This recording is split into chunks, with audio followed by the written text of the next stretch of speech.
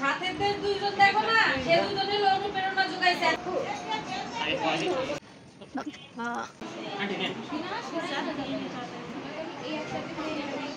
আসসালামু আলাইকুম এভরিওয়ান, কি অবস্থা, সবাই কেমন আছেন? আজকে শেয়ার করব তামাশ ভাইয়ের হলুদ সন্ধ্যার কিছু সুন্দর সুন্দর মুহূর্ত।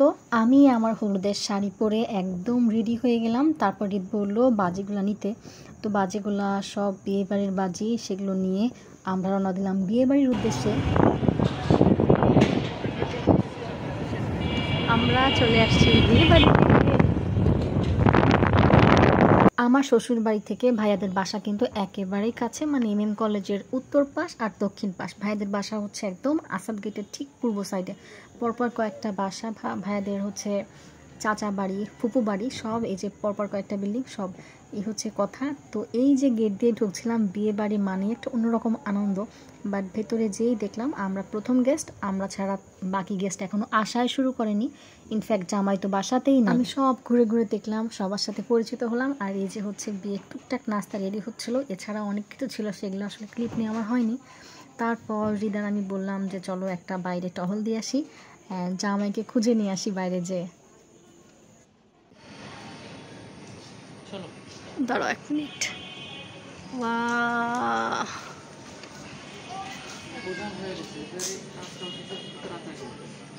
ও আমাকে বলছিল যে আজকে কিন্তু রাত 11টা-12টা বেজে যাবে, তো চলো আমরা ঘুরে আসি।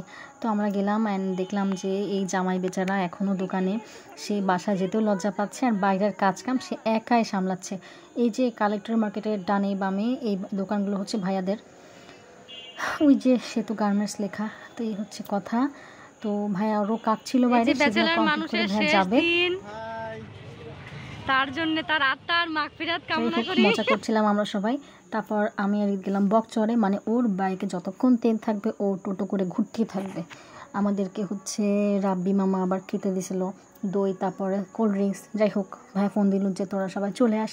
তারপর আমরা এসে দেখলাম প্রোগ্রাম শুরু। আমি আসলে পুরা ক্লিপ, মানে পুরা প্রোগ্রামে সব কিছু কভার করছিলাম, বাট প্রাইভেসির কারণে আমি সবটা দিব না। আমরা শুরুতে পায়েস খেলাম, তারপর কেক কাটিং হলো, সেটাও খাওয়া দাওয়া হলো, বেশ মজাই হচ্ছিল আর কি।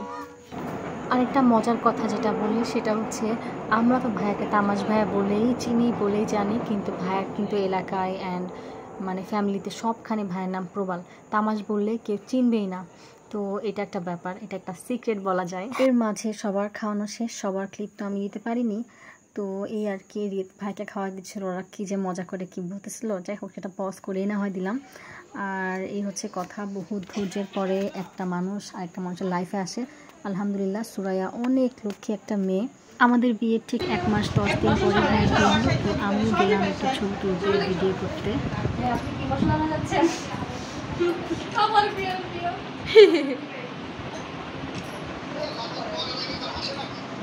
আরে সাথেদের দুইজন দেখো না, সে দুজনের অনুপ্রেরণা যোগাইছে এতদিন। এখন ওর লাইনে দাঁড়ায় গেছে, আমি দেখলাম আমার তো লেস কেটেছে, ও বেঁচে যাবে।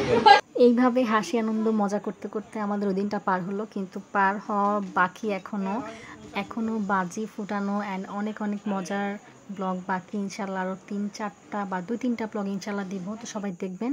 অ্যান্ড কেমন লাগলো সবাই অবশ্যই কমেন্টস করবেন অ্যান্ড লাইক দিবেন। আর কে কোথা থেকে দেখছেন আমার ব্লগ, আশা করছি সবাই কমেন্টস করে জানাবেন। আল্লাহ হাফেজ।